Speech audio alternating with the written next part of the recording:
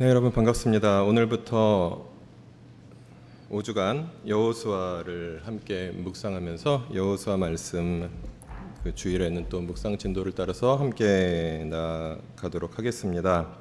오늘은 새로운 시대의 공동체, 새로운 세대를 키우라. 오늘 아침 큐티 본문일 건데요. 함께 나누도록 하겠습니다. 제가 나들목 교회와 나들목 교회 계열 교회에서 일한 게 한 10년 정도 되는데, 교회에서 많은 분들이 고민을 나누어 주시는 것이 구약의 하나님은 도대체 왜 그러실까 하는 고민입니다. 평소에 많은 분들에게, 좀 젊은 분들에게 특별히 구약의 하나님의 폭력성, 잔인성에 대해서 좀 많이 들었었고요. 이번 수련회에서도 상당히 중요한 이슈 중에 하나였던 것 같습니다. 제가 나들목 교회에 간 40세 이전까지 20대, 30대 때 교회에서 제가 한 27세부터 전도서 사역을 시작했지만 거의 구약의 하나님의 폭력성과 잔인성에 대해서 교회 교인분들한테 별로 들어본 적이 없습니다. 왜냐하면 그냥 전통적인 교회에서는 믿으려니까 믿는 게 너무 당연하고 그렇지 않으셨나 생각이 되고요. 근데 질문이 있어도 질문할 수 없는 분위기가 있기도 하고 그렇지 않았었나 생각이 됩니다. 근데 이 나들목 교회나 이 나들목 일산 교회에서는 그런 질문이 가능하고 그냥 믿으라니까 믿는 분들이 많지 않으신 것 같습니다. 여호수아 큐티가 오늘 시작이 되었습니다. 에스겔보다는 재밌습니다. 덜 어렵지만 그 소위 구약의 전쟁신, 폭력적인 하나님, 잔인하신 하나님에 대한 이야기가 가장 많이 들어있는 책이 또 여호수아입니다. 그래서 또한 우리에게는 쉽지 않을 수 있습니다. 그래서 이 시간이 구약의 하나님을 직접 대면하는, 여러분의 매일 아침이 한 달간 10월까지 아마 여호수아더라고요. 한 2달간 아침마다 구약의 하나님을 여러분 만나실 때 잘 만나시길 바라고요. 서로 잘 사귀는 시간 되시면 좋을 것 같습니다.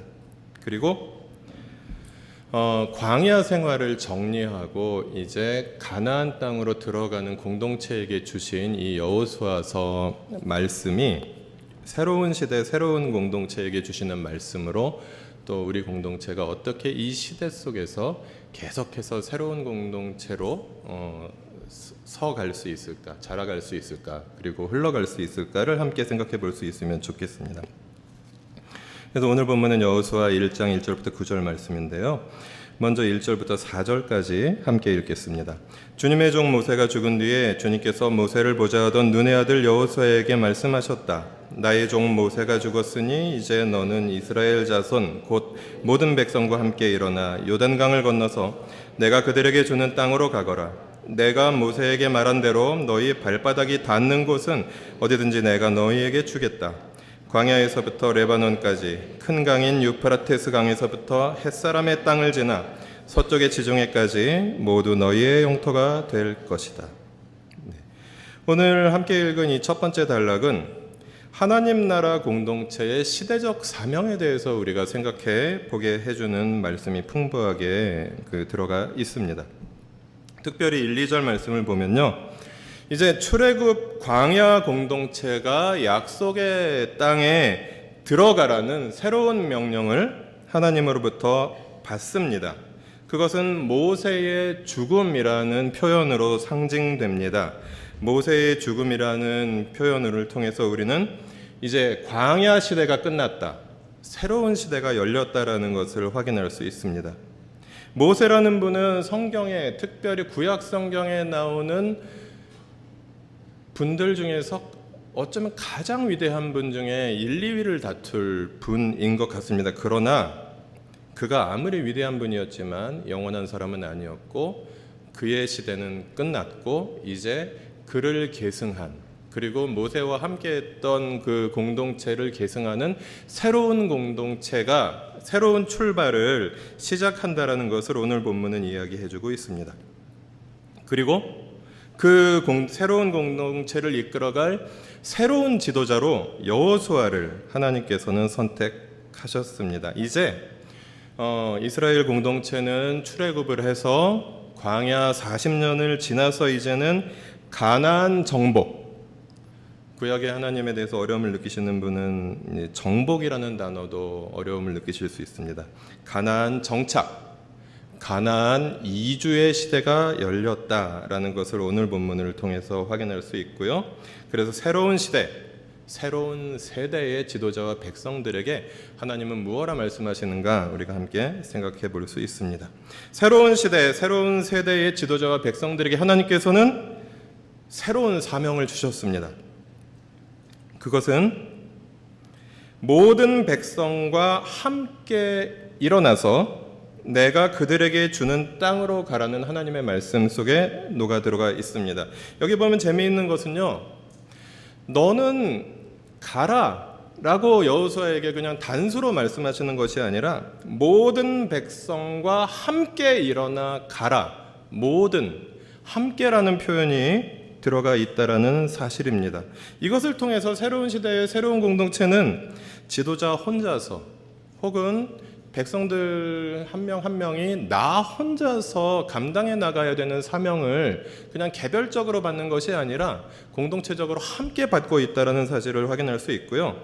내가 너에게 주는 땅이 아니라 내가 그들에게 주는 땅으로 가라, 내가 이 백성들에게 주는 땅으로 가라라고 하나님께서는 말씀하시는 것을 통해서 하나님의 사명은 개인에게 특별히 구체적으로 어떤 특정 개인에게 주시는 경우도 있지만 대체로 공동체에게 함께 누구 혼자 받는 사명이 아니라 오늘 한글 개역 성경에는 더불어, 그리고 우리가 함께 읽은 새번역 성경에는 함께 감당하는 사명을 허락하신다라는 것을 본문을 통해서 생각해 볼 수 있습니다. 하나님께서 주신 사명은 새로운 땅으로, 약속의 땅으로 요단강을 건너서 가라는 말씀이었습니다.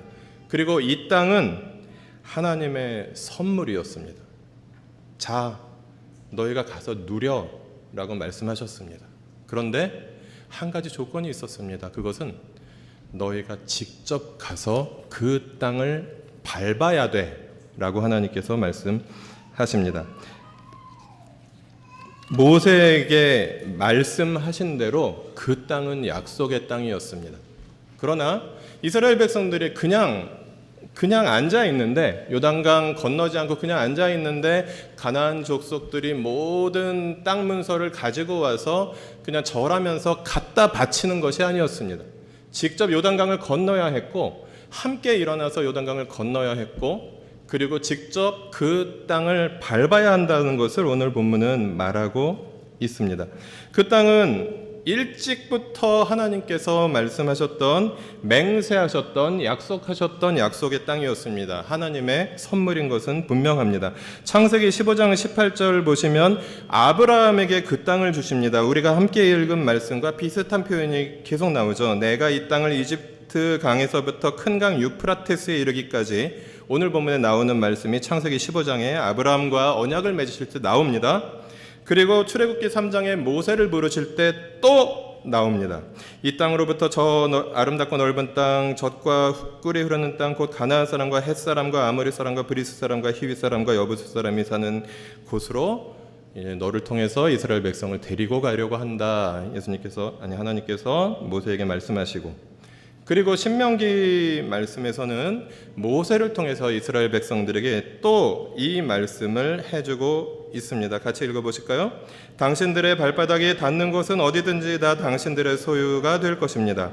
남쪽의 광야에서부터 북쪽 레바논 산간지방까지, 동쪽의 큰 강인 유브라테스 강으로부터 서쪽의 지중해에 이르기까지 모두 당신들의 영토가 될 것입니다. 라고 하나님께서 반복해서 약속하신 땅을 이제 선물로 이들에게 주실 때 그들이 직접 밟아야 한다라고 하나님께서는 말씀하십니다. 하나님께서는 하나님의 말씀을, 하나님의 약속을, 하나님의 맹세를 성취할 사람을 세우십니다. 그리고 그 사람에게 사명을 주시고 그 사람을 통해서 일하신다는 것을 오늘 본문을 통해서 우리는 확인할 수 있습니다. 그래서 역사는 하나님이 주인이시고 하나님이 주관하시나 하나님과 사람의 협력 과정이기도 합니다. 그렇다면 교회는 어떻습니까? 예수님께서 마태복음 16장에 내가 이 반석 위에 내 교회를 세우겠다 말씀하셨습니다. 교회를 세우시는 분은 하나님이십니다. 그러나 하나님께서는 사람을 세우셔서 사람들과 함께 교회를 세워가신다는 것을 오늘 본문을 통해서 조금 넓은 의미에서 적용할 수 있습니다. 그리고 남쪽으로는 광야, 북쪽으로는 레바논, 동쪽으로는 큰 강 유프라테스, 서쪽으로는 큰 바다, 그리고 우리가 읽은 세번역 성경에서는 지중해라고 좀 더 적극적으로 번역을 했습니다. 이 동서남북에 하나님께서는 한계를 정해 주셨습니다. 그 모든 땅을 다 준다라고 해석할 수도 있지만 그 땅 바깥쪽을 하나님께서 허락하시지 않으셨다는 것을 오늘 본문을 통해서 또 생각해 볼 수 있습니다. 약속의 땅에는 한계가 있었습니다. 하나님이 이스라엘을 사랑하셨어요. 하나님은 구약의 이스라엘을 택하셨어요. 그러나 온 지구 전체를 하나님은 이스라엘에게 주실 능력이 있으셨음에도 불구하고 온 우주 전체를 하나님께서 이스라엘에게 주실 능력이 있으셨음에도 불구하고 딱 그 땅만 주셨다라는 사실입니다. 하나님께서 한계를 지어주시는 것이 얼마나 은혜로운 일인지 우리는 함께 생각해 볼 수 있었으면 좋겠습니다. 오늘날 이 시대는 무한 확장, 무한 증식의 시대입니다. 그러나 무한 확장, 무한 증식의 시대의 결과는 어떤 모습을 드러냈습니까? 전쟁이 일어나야 했고요. 공황이 일어나야 했고, 그리고 인간성이 계속해서 곳곳에서 파괴되는 그런 모습이, 자연환경이 계속해서 곳곳에서 파괴되는 그런 모습이 나타나고 있습니다. 이것은 하나님의 속성과 전혀 거리가 먼 모습입니다. 하나님께서는 창세기 1장에서부터 안식하시는 하나님이셨습니다. 그래서 6일 동안 일하고 7일 동안 7일째에 안식할 수 있도록 해주신 하나님, 그분께서 모든 사람들에게 안식을 허락해 주셨습니다. 아무리 사랑하는 백성이라고 하더라도 세계를 다 주시지 않으셨고 우주를 정복하라고 하지 않으셨고 그 땅, 가나안 땅, 세계 지도에서 보면 요만큼밖에 안 되는 땅, 그 땅을 너희는 가지고 그 땅에서 행복하게 나와 함께 살아라, 하나님께서는 말씀하셨습니다. 그 땅은 비록 크지 않은 땅이었지만 이스라엘 백성들이 고단한 이집트 노예 생활을 끝내고 고단한 40년의 광야 생활을 끝내고 들어가서 안식하기에 충분한 땅이었습니다. 그 땅은 젖과 꿀이 흐르는 땅이었습니다. 그리고 오늘 이 말씀, 남과 북과 동과 서의 한계를 지어주신 말씀은 내가 어디로 가든지 내가 너와 함께 하리라라고 말씀하시는 9절의 말씀과 함께 읽어야 하는 말씀입니다. 우리가 믿음이 좋으면 좋을수록 그 믿음이 좋다는 표현이 조금 부적절한 것 같고요. 믿음이 강하면 강할수록 우리는 내가 하나님을 믿고 의지하면 어디로 가든지 무엇을 하든지 하나님이 나와 함께 하신다라는 그런 믿음을 가지게 되기가 쉽습니다. 그런 믿음을 가지신 분들 존경하고요. 그런 믿음이 없는 분들보다는 훨씬 행복하실 거라고 생각합니다. 그러나 중요한 것은 하나님이 각 사람에게, 그리고 각각의 공동체에게, 그리고 각각의 민족들에게, 각각의 나라에게 한계를 지어주셨다라는 것입니다. 하나님께서 허락하신 한계 안에서 어디로 가든지, 하나님께서 허락하신 한계 안에서 무엇을 하든지 믿음으로 걸어갈 때에 우리는 하나님이 우리와 함께 하시는 것을 경험할 수 있습니다. 그래서 우리는 나에게 하나님께서 함께 하신다는 것에서 인식하는 것, 그것은 너무나도 놀라운 것이지만 또한 우리가 기억해야 하는 것은 하나님이 나에게 한계를 주셨다는 것을 또 인정하는 것입니다. 그 한계 안에서 자유롭게, 그 한계 안에서 행복하게 살아가는 것, 그것이 하나님께서 주신 그런 우리에게 주신 은혜요 축복입니다. 한계를 모를 때 어떻게 됩니까? 교회의 예를 들어 보십시오. 계속해서 사람들이 오는 대로 받고, 그래서 교회가 커지는 그런 모습, 그래서 대형 교회가 되고, 그래서 초대형 교회가 되고, 그래서 초대형 교회가 되는 모습들이 과연 아름다운 모습으로 우리에게 비춰지고 있는지 생각해 보았으면 좋겠습니다.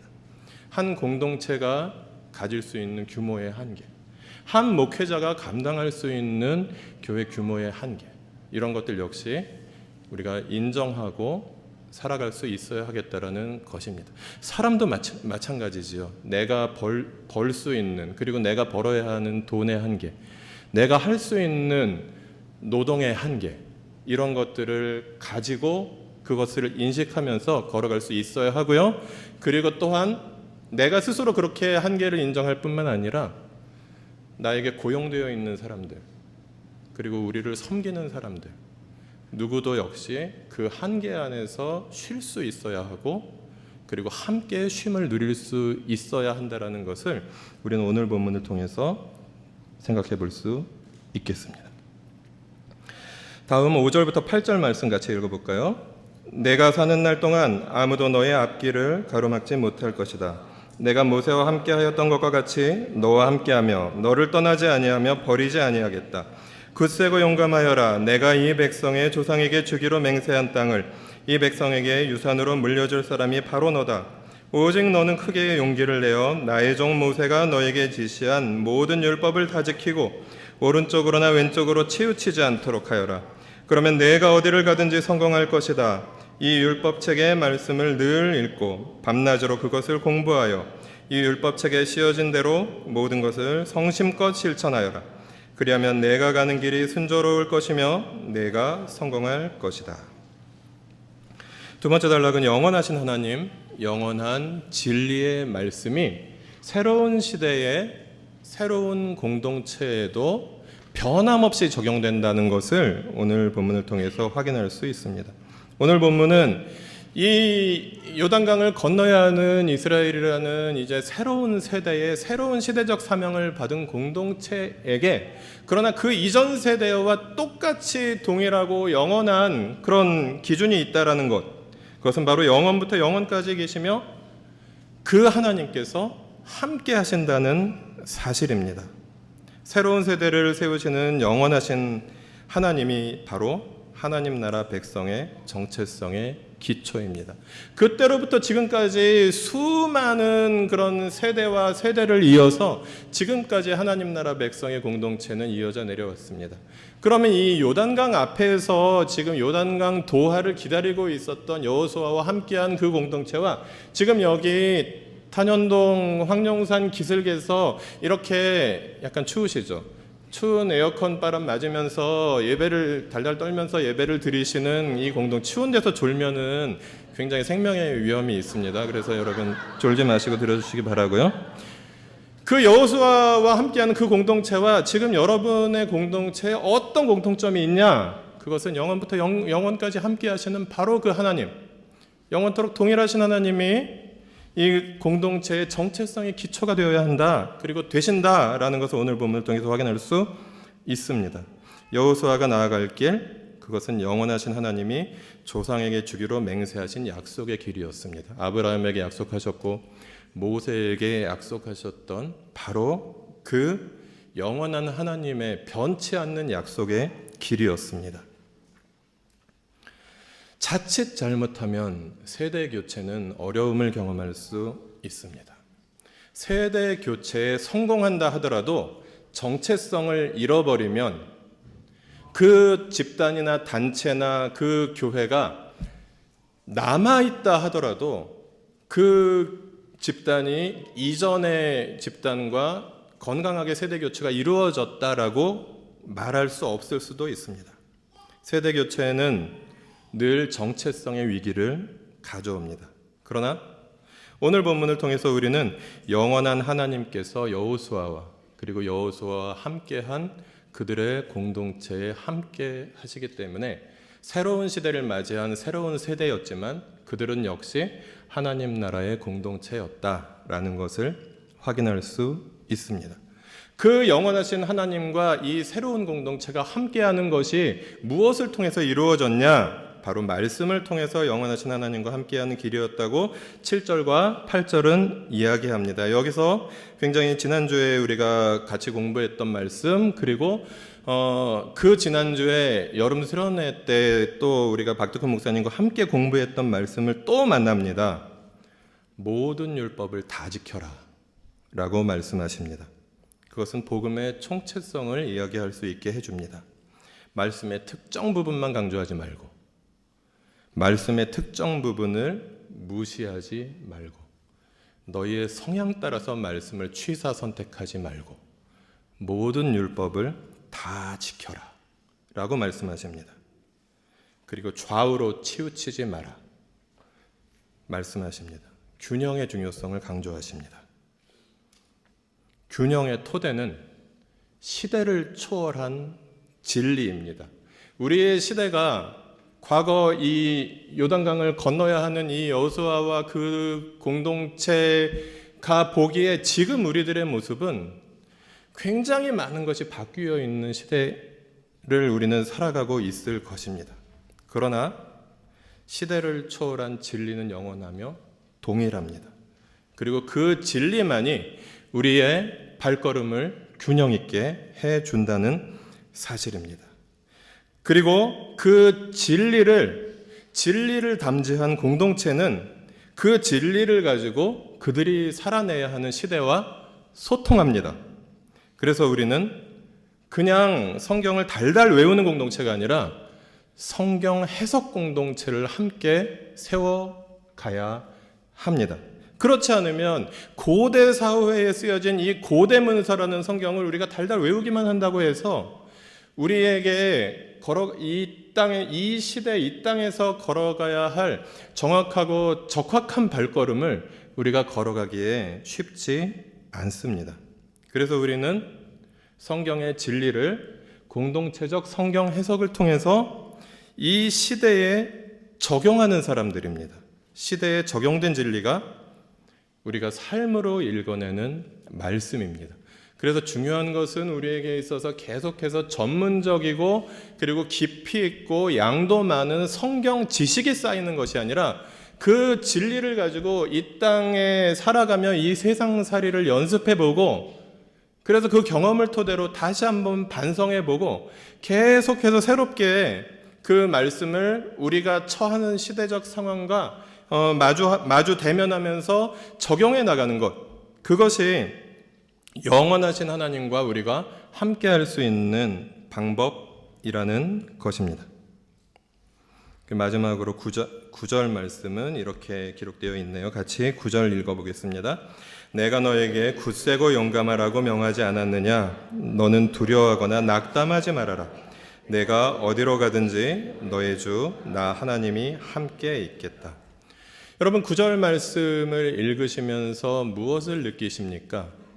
요단강을 건너가면 하나님이 함께 하시니까 그냥 손으로 톡 건드리면 모든 성들이 무너지고 그렇게 발걸음 편안하게 레드카펫이 깔린 것처럼 그렇게 걸어갈 수 있다라는 것이 느껴지십니까? 그렇다면 강하고 담대하라고 말씀하실 필요가 없었겠죠. 세 번역에는 굳세고 용감하라 말씀하십니다. 굳세고 용감해야 하는 이유는 두 가지가 있을 것 같은데요. 한 가지는 예상되는 저항과 곤란이 심각하다는 것입니다. 그래서 이스라엘 백성들과 여호수아를 두려워하게 하고 낙담하고 낙심하게 하게 될지도 모른다라는 가능성입니다. 그래서 그들에게 하나님께서는 너희는 굳세고 용감해라 말씀하십니다. 한국 전쟁이 일어났을 때 1950년에 많은 수십 개의 외국의 청년들이 우리나라에 와서 전쟁에 참여했습니다.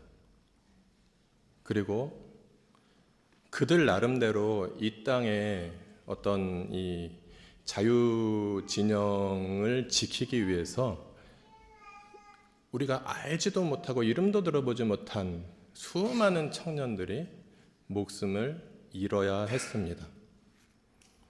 미국의 워싱턴 DC의 한국전쟁 기념공원에 Freedom is not free라는 그런 문구가 새겨져 있습니다. 자유는 공짜로 주어지지 않는다 라는 것입니다. 한국전쟁에 참여했던, 그리고 한국전쟁의 어떤 역사적 의미, 그리고 한국전쟁에 참여해서 목숨을 잃었던 청년들의 죽음에 대해서 그것이 의미 있는 일이었는지에 대한 여부를 차치하고라도 우리가 무엇인가 추구하는 바를 이루기 위해서는 대가를 치러야 한다는 것입니다. 수고가 필요하다는 것입니다. 그러기 위해서는 그 수고와 그 어려움이 너무나도 커질 때 두려움과 낙심이 찾아올 수도 있다는 것입니다. 그래서 하나님 나라 운동을 우리보다 선배로서 요단강 앞에서 이렇게 수행해 나가기 위했던 그 여호수아와 그 여호수아와 함께했던 공동체에게 하나님께서는 두려워하지 말고 낙심하지 말고 굳세고 용감하라, 강하고 담대하라, 그렇게 말씀하셨습니다. 그리고 굳세고 용감해야 되는 두 번째 이유는 하나님께서 함께 하겠다라고 약속하셨기 때문입니다. 하나님께서는 모든 것을 사람을 통해서 하지 않는 일이 없으십니다. 이 세상의 모든 일들을, 특별히 인간의 역사를 사람을 통해서 행하십니다. 그러나 역할을 주시지만 책임을 전가하지 않으십니다.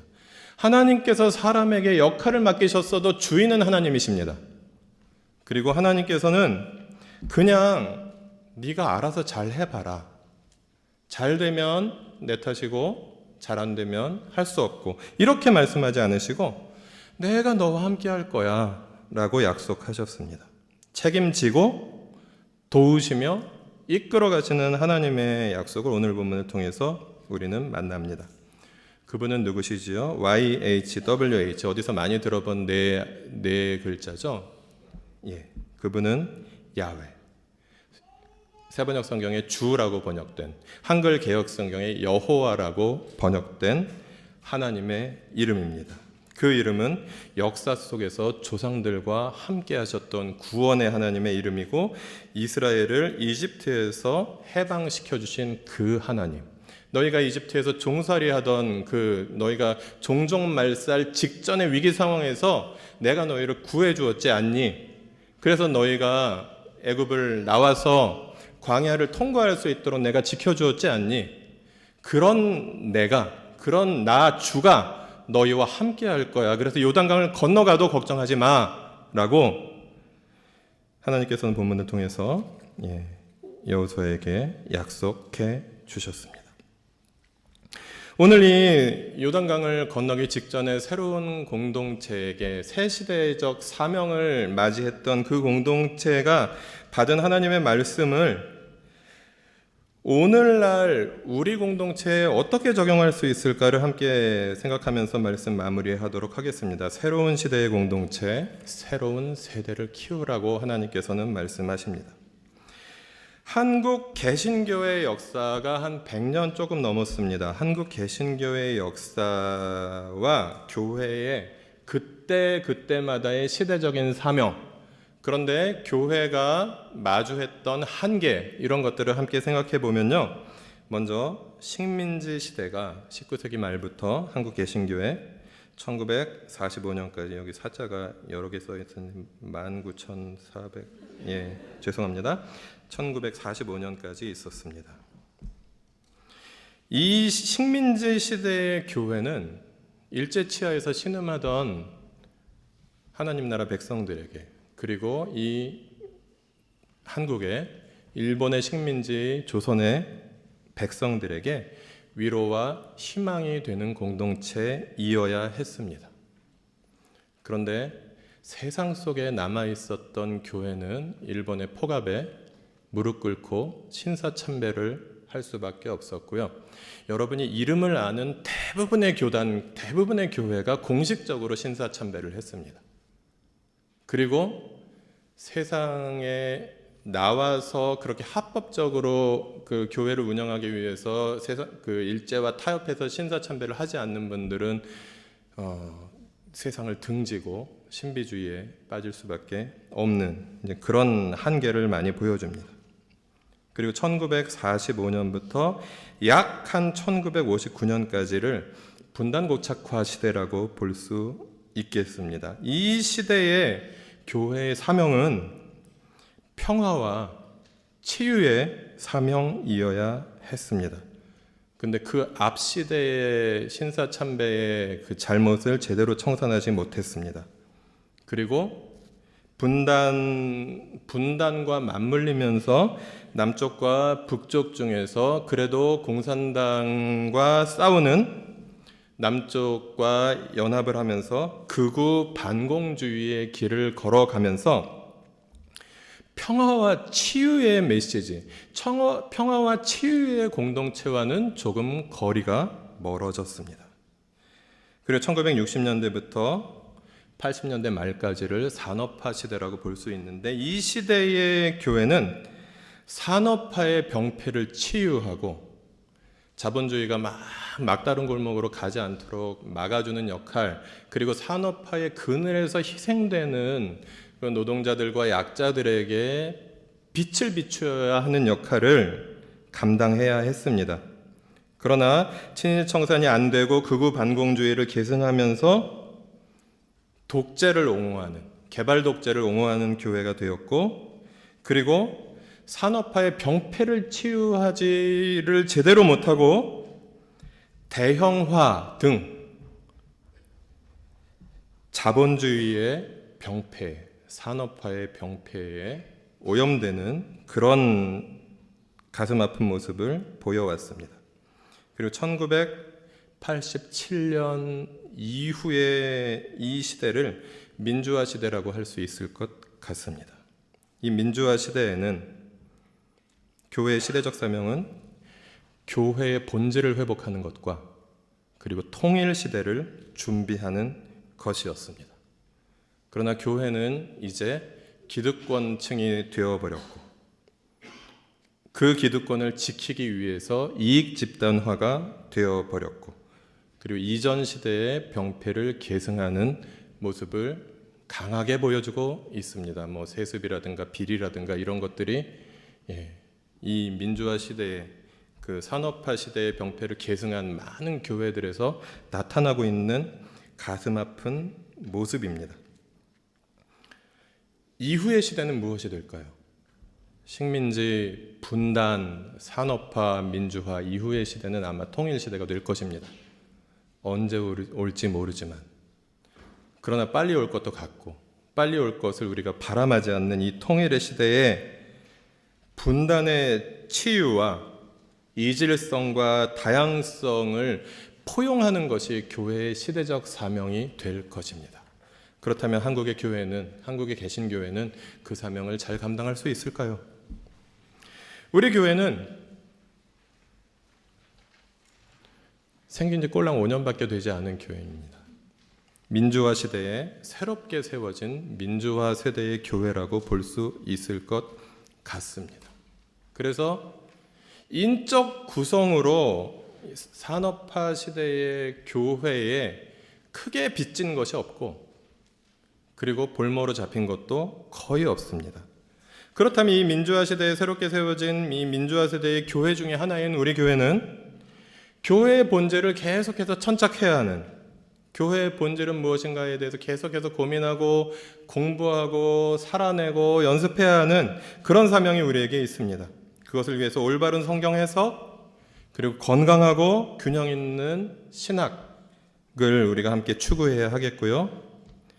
그런 가운데 우리가 더욱더 친밀한 관계를 맺어가는 공동체가 되어가는 것과 함께 교회의 공공성, 교회의 공교회성을 함께 조화를 이루어야 하는 책임이 교회의 본질을 천착하는 것에 그 사명에 포함되어 있습니다. 그리고 우리는 통일시대를 준비해야 합니다. 통일시대는 지금 현재 북한 지역에 살고 있는 동포들과 함께 어우러져 살아가는 시대가 될 것입니다. 이게 가능하겠습니까? 통일이 된다 치고 북한에 있는 이질적인 그런 상황 속에서 수십 년간 각자 살아온 이들이 함께 어우러져 사는 것은 굉장히 심각한 어려움을 가져올 것입니다. 그래서 우리는 계속해서 통일 비전을 그냥 구호로서의 통일이 아니라, 그냥 낭만적인 통일이 아니라 통일의 비전을 계속해서 연습하면서 구체화하고 공부하고 준비해야 할 필요가 있고요. 그리고 북한을 이해하기 위해서, 북한 주민들의 그런 마음들을 이해할 수 있기 위해서 계속해서 낮은 자세로, 그리고 계속해서 누구에게라도 배울 수 있어야 하겠습니다. 남과 북의 지도자들이 만나서 평화와 번영에 대한 비전을 제시한 것이 얼마 전이었습니다. 평화와 번영의 결과 뭐가 증가할까요? 우리나라가 평화롭게 되고 우리나라가 번영하게 되면 가장 먼저 증가할 것이 있습니다. 물론 GNP, GDP도 증가하겠죠. 이주민이 증가할 것입니다. 우리나라가 지금보다 살만한 나라가 되면 지금보다 훨씬 더 많은 이주민들이 이 땅에 살기 위해 찾아올 것입니다. 그 난민들, 이주민들, 이주 노동자들, 그들을 제대로 섬기고 그들과 함께 더불어 사는 것, 이것이 통일시대 교회의 중요한 과제 중에 하나가 될 것입니다. 이 길을 가려고 하는데 우리가 어려운 것은 이 길을 그 방향을 잡고 앞서 걸어간 모델 교회가 별로 없어 보인다라는 것입니다. 제가 교만한 말씀을 하는 건지 모르겠습니다만은 보수적인 교회들의 퇴행의 모습을 봅니다.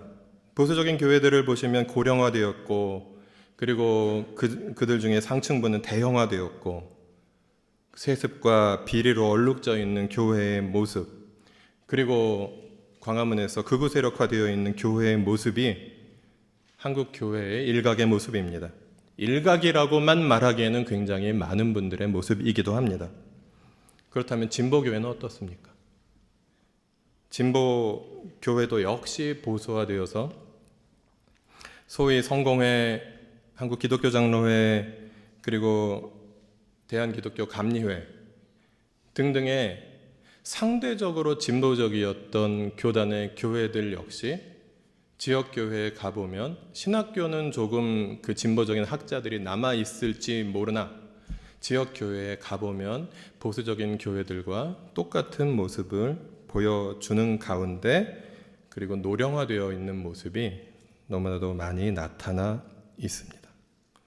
그리고 새로운 교회를 세워보자고 하는 그룹들이 이제 들고 나온 것들 중에 하나가 민주적 정관 제정 운동입니다. 저는 이 세상 모든 단체의 정관이 민주적이어야 한다는 것에 찬성합니다.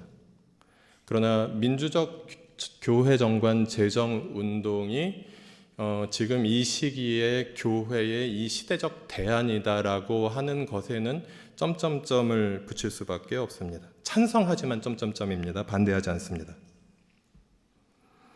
권위주의적인 교회, 그리고 목회자의 탈선이나 비리로 얼룩진 그런 상처들을 제도를 개선해서 치유하는 것, 이것은 가장 기본적으로 선행되어야 하는 것이지만 그것 자체는 대안이 될 수 없다는 것입니다. 개신교가 시작된 지 500년이 되었습니다. 여러분, 500년이라는 역사는 결코 무시할 수 없는 역사입니다. 기독교 2000년 역사의 4분의 1입니다. 개신교 역사는 그렇게 깁니다. 그럼 그 개신교의 역사 속에서 제도가 부실해서 이 나라 교회들이 이럴까요? 결코 그렇지 않습니다. 대부분의 정상적인 그런 교단들의 헌법이 있고요. 그 헌법은 대부분 상당히 잘 만들어져 있습니다. 교단의 헌법을 잘 지키고 잘 적용하기만 하면 우리 교회는 민주적인 정관이 있어. 니네 교회는 없니? 굳이 이렇게 하지 않아도 모든 교회들이 자기 교단의 헌법을 잘 이해하고 잘 운영하기만 한다면 얼마든지 제대로 할 수 있습니다. 그런데 제도가 아니라 사람이 문제인 것이죠. 그 모 대형 교회의 그 세습 관련해서 아직도 끝나지 않고 있는 계속되는 뭐 재심, 재재심 뭐 이렇게 하는 그런 논쟁들. 올바른 헌법이 있음에도 불구하고 세습을 금지하는 헌법이 있음에도 불구하고 그것을 무력화시키는 것이 바로 사람이다라는 것이 우리 이 시대의 교회들을 보면서 함께 생각해 볼 수 있는 것입니다. 악용하는 사람들의 문제, 그리고 이용당하는 사람들의 문제는 결코 적지 않은 것이다 라는 말씀 드리고 싶습니다. 우리가 그래서 모델이 되어주는 교회가 의외로 별로 없어서 길을 찾으며 나아가야 하는 어려움이 우리에게는 있습니다. 그래서 우리는 하나님이 아버지이신 민주적 가족 공동체를 이루는 소망을 함께 꿀 수 있었으면 좋겠습니다. 교회의 민주주의는 중요합니다. 그러나 민주주의가 전부가 아니라 하나님이 아버지이신 민주적 가족 공동체를 함께 이루어 갔으면 좋겠습니다. 성령의 임재 안에서 하나님의 말씀이 살아있고 안전한 공동체 안에서 가족들이 사랑의 교제를 나누는 관계를 이루어 가면서, 그리고 그냥 목사가 혼자 결정하는 것이 아니라 어떤 특정 세력을 가진 개인이 혼자 결정하는 것이 아니라 복수의 지도자들이 함께 분별해서 함께 방향을 정해서 함께 나아가는 그런 공동체를 함께 우리가 세워가기를 계속해서 꿈꾸고 연습하고 있습니다. 그리고 우리들의 삶 속에서 그것을 바탕으로 해서 삶의 전 영역에서 하나님 나라 복음을 선포하는 것, 그리고 그 가운데 이제 전통에 안주하는 분들의 비난과 공격을 또 잘 받아내는 것, 그리고 품어주는 것, 우리에게 필요합니다. 박덕근 목사님 설교가 이제 유튜브에 올라가고 우리 교회에서 하신 설교가 유튜브에 올라가니까 이제 박덕근 목사님이 또 스타시잖아요. 그러다 보니까 뭐 제가 보기에는 악플인데, 악플이 우리 교회 유튜브에도 좀 달리는 모습들을 또 경험하면서 신기합니다. 제가 아무리 그 비슷한 설교를 약간 낮은 수준이지만 해도 악플은커녕 조회수도 올라가지 않는, 여러분께 무슨 구독, 좋아요를 눌러달라는 것이 아니라 이제 조금씩 더 비난과 그런 공격도 혹시 올지 모르겠습니다. 이 구석탱이에 있는 우리가 뭐 이렇게 얼마나 영향력이 있어서 그것을 받을까는 모르겠지만 그런 것들도 감수할 수 있어야 하겠습니다. 교단 없는 교회 다닌다 그러니까 이단 아니냐고 물으시는 그런 지인들 많이 경험하지 않으셨습니까? 뭐 초보 단계에서는 그럴 수 있고요.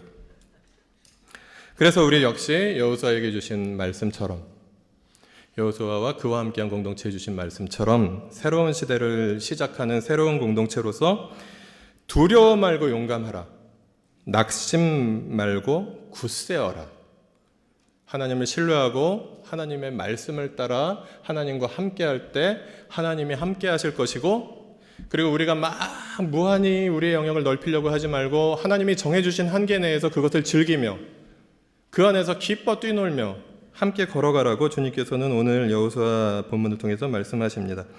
그 가운데 예수께서 선포하시고 성경 전체가 일관되게 가르치는 하나님 나라 복음에 우리가 계속해서 천착해가며 하나님 나라 공동체를 계속해서 성숙시켜 갔으면 좋겠습니다.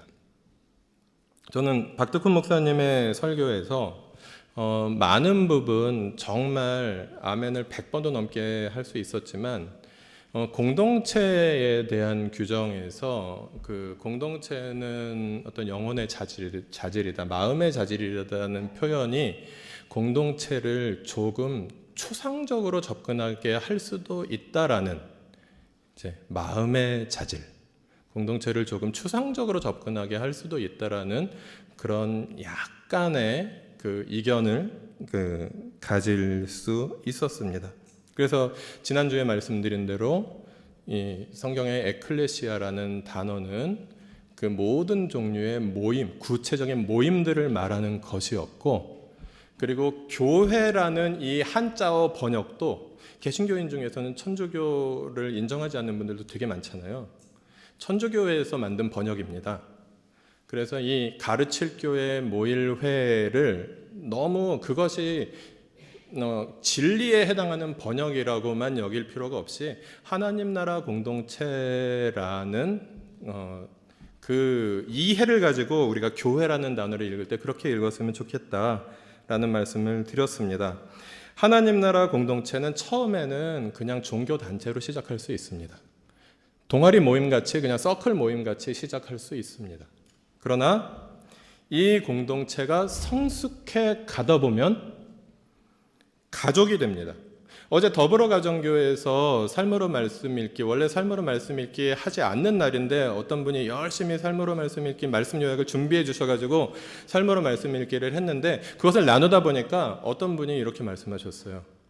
나는 교회에 대한 더 정확한 번역이 하나님 나라 공동체가 아니라 하늘 가족인 것 같다 말씀하셨습니다. 굉장히 훌륭한 통찰력이셨고 오르신 말씀이었습니다. 하나님 나라 공동체는요, 그냥 단체나 모임 수준에서 성숙해가면 성숙해갈수록 하늘 가족이 됩니다. 하나님의 가족이 되어 갑니다. 계속해서 이 공동체가 그렇게 성숙해 갈 수 있어야 하겠습니다.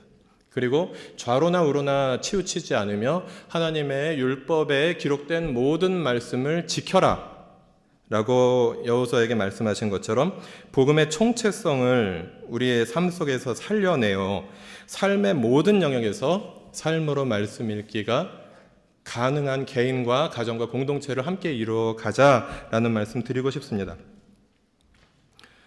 우리 교회가 딱 보면 젊어 보이기도 하고요. 그리고 어른 아이를 다 합해서 평균 연령을 계산하면 조금 젊긴 합니다. 그러나 아이들을 빼고 그 정식 그 성인 가족들만 가지고 평균 연령을 계산하면 의외로 높습니다. 40세가 넘습니다. 그 이유는 20대가 없기 때문이었습니다. 20대가 한 명, 두 명 있다가 친구 없어서 가기도 하고 뭐 이렇게 그러던 그 한 4년 정도의 기간들을 보내왔는데요. 어제 청년부가 MT를 다녀왔습니다. MT를 다녀올 정도의 인원이 모였다라는 것입니다. 저 빼고 4명 다녀왔는데요. 예, 그 MT를 사정이 있어서 못 간 청년들이 또 한 서너 명 정도 더 있습니다. 그렇게 함께 하고 있고요. 예, 50대 형 누나들이 우리 교회에 오시면서 그 엄마 아빠 말씀 잘 듣는 청년들이 우리 교회에 같이 나오고 있습니다. 그분들을 주축으로 해가지고 청년부가 형성된 것에 대해서 너무나도 큰 감사를 하나님께 드립니다. 그러나 앞으로 5년 후, 10년 후가 되면 이제 자라나기 시작한 초등부 청소년부가 청년이 될 것입니다. 예. 그럼 우리 교회도 20대가 있는 교회가 20대가 눈에 확 띄는 교회가 될 것이고요. 그보다 몇 년 후에는 지금 요 앞에서 예배드렸던 유아 유치부 아이들이 이제 청년이 될 것입니다. 15년 정도 지나면 이 아이들이 다 청년이 될 텐데 그때 이 아이들이 우리 교회에 있을까요? 식민지 시대, 분단 시대, 산업화 시대, 민주화 시대에 아름다운 교회는 있었습니다. 아니, 제대로 복음을 살아내는 교회가 어쩌면 더 많았을 것입니다. 전수조사를 하면 훨씬 더 아름다운 교회들이 많을 것입니다. 그러나 아름다웠다가도 지금은 쇠락하고 악취가 나는 교회들도 가슴 아픈 그런 교회들도 많이 있다는 사실입니다. 이제 여기서 예배를 드렸던 유아유치부 아이들이 청년이 되었을 때 이 아이들이 교회에 남아있을 수 있는 교회일까 아닐까는 우리가 지금 꿈꾸는 그 새로운 시대의 새로운 공동체의 꿈을 얼마나 아름답게 가꾸어가면서 세상과 소통하며 세상으로 흘러가느냐 거기에 달려 있을 것 같습니다. 그때를 지금부터 상상하며 준비하는 교회가 될 수 있었으면 좋겠고 그 아이들이 어른이 되어서도 남아서 행복하게 신앙생활 해 나갈 수 있는 교회를 그래서 그 새로운 세대에게 하나님께서 또 다른 그 새로운 시대의 사명을 주실 때에 하나님께서 맡기시는 사명을 감당할 새로운 세대가 우리를 통해서 이 교회에 남아있는 그런 공동체를 함께 세워가라고 여호수아 1장 1절부터 9절까지 말씀을 통해서 주님은 우리에게 말씀해 주셨습니다.